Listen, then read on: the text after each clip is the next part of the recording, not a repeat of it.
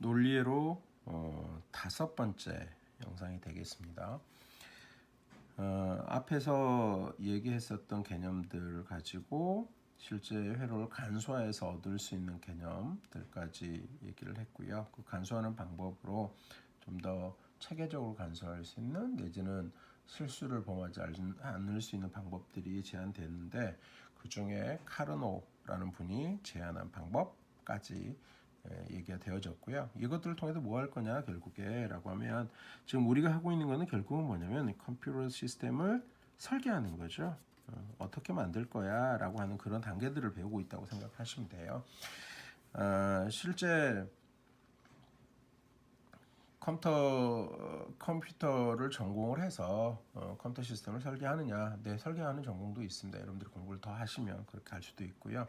굳이 난 그런 쪽의 선택을 안 하더라도 어떠한 방식을 통해서 만들어지는지를 알아서 다른 전공을 한 그러니까 전공의 다른 교과들을 공부하는 데 있어서 그 이유를 돕고자 하는 거고요. 이런 과정을 통해서 컴퓨터 시스템들이 설계되는구나 하는 것을 이해하도록 하는 겁니다. 자, 그래서 오늘 이 시간에는요, 이 컴퓨터 시스템을 설계하는데 컴퓨터 시스템들에는 어떠한 것들이 있어라고 하는 것들을 알아두셔야 되는 부분이 있어요. 그 부분들을 얘기하고자 합니다. 다시 얘기해서 회로 컴퓨터 시스템에는 어떤 것이 있어요 하고 나누는 종류 이것들을 소개한다고 보셔도 될 것 같습니다. 그러니까 컴퓨터 시스템의 종류라고 보셔도 되고요. 시스템 종류 아니면 회로 종류라고 할까요? 회로의 종류 이렇게 보셔도 될 것 같아요. 자, 컴퓨터 시스템은 크게 나눠보면요. 두 가지로 나눠집니다. 하나는 조합회로라고 하는 거고요. 하나는 순서 또는 어떤 경우에는 순차 이런 표현을 써요. 순서회로 또는 순차회로 이렇게 나누어지고 있습니다.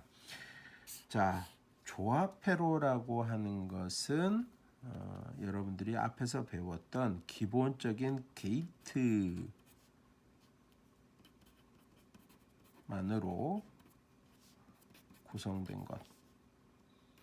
구성된 회로를 우리가 조합회로라고 부릅니다.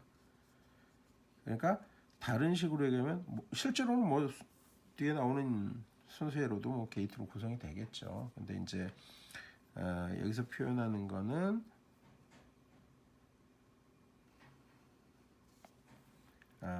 다른 식으로 얘기하면 그냥 입력값들의 조합에 의해서 출력값들이 만들어진다. 출력 비트의 결과가 생성된다. 이렇게 이해를 하시면 돼요. 그에 반해서 순서회로는 게이트 플러스 기억값이라고 할까요? 기억값 또는 기억회로 이렇게 보셔도 되고요. 또는 기억값 이렇게 보셔도 될 것 같아요. 기억회로도 구성된 것이 순서회로 이렇게 부르는 겁니다. 다시 얘기해서 이건 다른 말로 바꿔보면 무슨 의미를 갖고 있냐면요. 단순하게 입력 비트의 값에 의해서 출력이 결정되는 게 아니고요. 입력값과 그 다음에 기억된 값, 기억값의 결과에 의해서 출력이 결정나는 그런 형태의 회로들을 우리가 순서회로라고 얘기합니다. 이 부분에 대해서 꼭 기억을 해 두실 필요가 있어요. 다시 얘기해서 둘 간의 회로 사이에 어떤 차이가 있는지라고 하는 것들을 알아두실 필요가 있습니다. 그러면 조합 회로에는 어떠한 종류들이 있는가라고 하는 것들을 대충 살펴보면요. 여러분들이 이제 공부하면서 가장 기본적으로 하셔야 되는 것 중에 하나가 반가상기라고 하는 개념이 있고요. 그 다음에 전가상기라고 하는 개념이 있거든요. 반가상기, 전가상기, 그 다음에 인코더, 디코더, 그 다음에 멀티, 심이 좀 두꺼워져서 글씨 쓰기 힘듭니다. 멀티플렉서라고 하는 건데요. 이거는 우리가 줄여서 MUX라고 부르기도 합니다. 또 디멀티플렉서, 멀티플렉서의 반대 작동을 하는 게 디멀티플렉서다. 뭐 이렇게 얘기가 되겠죠. 디먹스라고 얘기합니다. 이거 공간이 좀 좁네요. 디먹스라고 얘기합니다. 이런 것들이 있어요. 많은 것들이 있어요. 그러면 순서회로에는 어떤 것들이 있느냐라고 얘기를 하면 순서회로 가장 간단한 게 기본적인 게 플립플롭이라고 하는 게 있습니다. 여러분들은 이 플립플롭들이 또 어떤 것들인지 또 알아두셔야 하거든요. 그래서 플립플롭의 종류와 기능들을 꼭 필수적으로 알아야 되는 것들이 돼요. 플립플롭이라고 하는 게 있고요. 그 다음에 카운터, 숫자를 세는 거죠. 그 다음에 타이머, 뭐 이런 것들이 순서 회로에 들어가겠습니다. 지금 교수님이 쓰고 있는 이 슬라이드 자체가요. 여기에서만 물어볼 수 있는 문제들이 굉장히 많아요, 실제로요. 그래서 예를 들면 좀 전에 기억을 하라고 했었던 바로 이 부분들도 여러분들 꼭 알아야 되는 내용이고요. 그 다음에 또 많이 우리가 예를 들어서 뭐 어떤 시험 문제를 맞는다 그러면 할 수 있는 것 중에 하나가 다음 중 조합 회로가 아닌 것은 뭐 이렇게 물어보면 여기 예제에 나와 있는 것들을 섞어두고 물어봤을 때 그걸 찾아낼 수 있어야 되고요. 뭐 다음 중 성격이 다른 것은 이렇게 물어보고 이것들을 섞어놨을 때도 그것들을 발견할 수 있어야 된다, 찾아낼 수 있어야 된다, 뭐 이런 식으로 됩니다.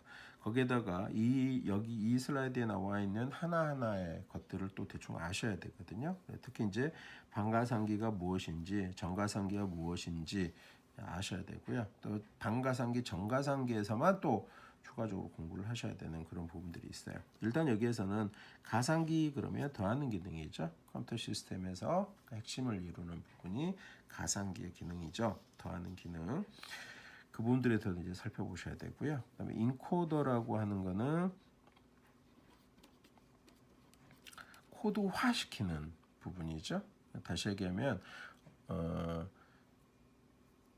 우리 외부에 있는 아날로그 신호에서 디지털화시키는 부분에 필요해요. 다른 말로 바꿔 얘기하면 인코더는 여러 부분에 작동될 수 있습니다만 대표적으로 입력 장치에 바로 인코더들이 다 있다라고 생각하시면 됩니다. 나중에 이제 공부하시다 보면 인코더가 CPU 안에서도 얘기가 되고요. 그 개념들 꼭 알고 계셔야 되는 거예요. 자, 일단은 여기에서 우리 입력 장치 꼭 인코더가 필요해요. 이렇게 알아두시면 될 것 같아요. 다시 한번 얘기합니다. 아날로그 상태에서 디지털로 변환하는 작업에 인코더가 필요하다. 이렇게 생각하시면 돼요. 꼭 이것만은 아니에요. 착각하시면 안 돼요. 근데 이제 일단 그렇게 알아두시라는 거고요. 그 다음에 디코더는 뭘까요?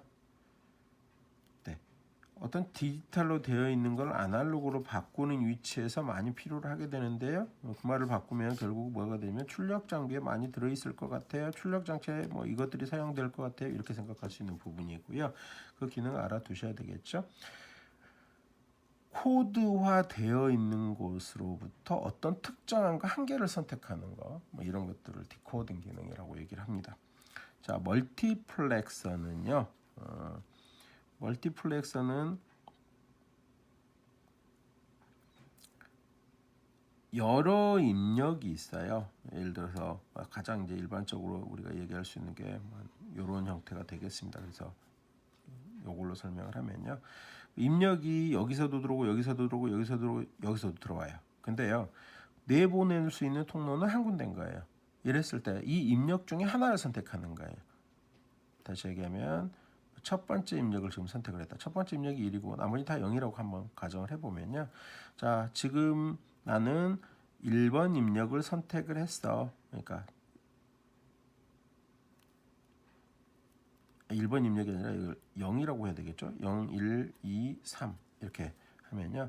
0번째 입력을 선택을 했어 라고 가정을 하면 1이라는 결과가 이쪽 라인을 통해서 출력으로 전달이 된다라고 하는 거죠. 그래서 뭘 생각하시면 이게 이제 딱 들어맞냐면요. 우리 고속도로 톨게이트의 입구 톨게이트. 울산에서 서울을 간다고 한다면 여기 울산 톨게이트 이렇게 생각하시면 될 것 같아요. 울산 톨게이트를 멀티플렉서다 이렇게 생각하시면 되고요. 이 도로를 타고 아주 빠른 속도로 이동을 해서요. 자, 서울에 도착을 했어요. 그럼 어떻게 할까요? 서울에 도착해서는 이제 자기 가고 싶은 길을 선택해서 가야 되죠. 강남 갈 사람, 강북 갈 사람 이런 식으로 자기 길을 찾아가서 자기 위치 출력의 통로를 다시 설정을 해주게 됩니다. 다시 얘기하면 서울에 도착을 하면 서울 톨게이트가 역할을 하게 되죠. 그런 역할을 하는 게 바로 디멀티플렉서다 이렇게 생각해 두시면 될 것 같아요. 그래서 멀티플렉서에 대한 기능들에 대해서도 일단 이 슬라이드에서 알아두셔야 되고요. 나중에 여러분들은 아까 얘기한 것처럼 반가상기, 정가상기, 인코더, 디코더, 멀티플렉서, 디멀티플렉서가 어떻게 설계되어지고 실제 어떻게 작동되어지는지도 알아두실 필요가 있어요. 적어도 그 상세한 내용을 이해하는 게 좀 힘들다라고 하면 적어도 기본적인 방금 설명한 내용들에 대해서는 알고 있어야 됩니다. 자, 그다음 플립플롭이라고 하는 것이 무엇이냐면요. 플립플롭은 정보 1비트를 기억하는 소자예요. 정보 1비트 기억하는 소자는 뭐야? 라고 물으면 플립플롭 이렇게 나와야 됩니다. 중요하죠. 그래서 정보 1비트를 기억하는 소자, 실제적인 논리 소자는 뭐예요? 그럼 플립플롭이에요. 라고 하시면 될 것 같고요. 이 플립플롭에는 기본적으로요. 종류로 표현되는 것들이 몇 가지가 있어요. 이론적인 개념이 RS 플립플롭, 실제 상용화되는 JK 플립플롭, D 플립플롭, T 플립플롭 이게 가장 기본적으로 여러분들이 아셔야 되는 것들이고요. 그 밖에도 추가적인 게 나오겠지만 이 네 가지에 대해서는 꼭 살펴보셔야 되는 게 되겠습니다. 그 다음에 숫자 세는 거라 그랬죠. 타이머는 아실 거 시간 재는 거, 그 밖에 시계 뭐 이런 식으로 해서 순차회로들의 종류들은 얘기해 볼 수가 있겠습니다. 다시 한번 얘기하지만 이 슬라이드 자체에서만 해도 우리가 알아야 될 게 여러 가지가 있습니다. 이 다음에 이제 조합회로는 어떻게 만들어지고 순서회로는 어떻게 만들어지느냐. 다시 얘기하면 어떠한 방식을 통해서 앞에 지금 얘기했던 설계를 해야 됩니까? 종류를 알았어요. 컴퓨터 시스템 종류를 알았으니까 이 조합회로 설계, 그 다음에 순차회로 설계는 어떻게 합니까? 라고 하는 걸 보셔야 되거든요. 그래서 이런 부분들이 또 우리가 고려해야 될 부분이다 라고 하는 것들을 상기해 두시고 오늘 여기서 이 영상을 마치도록 하겠습니다. 수고들 하셨습니다.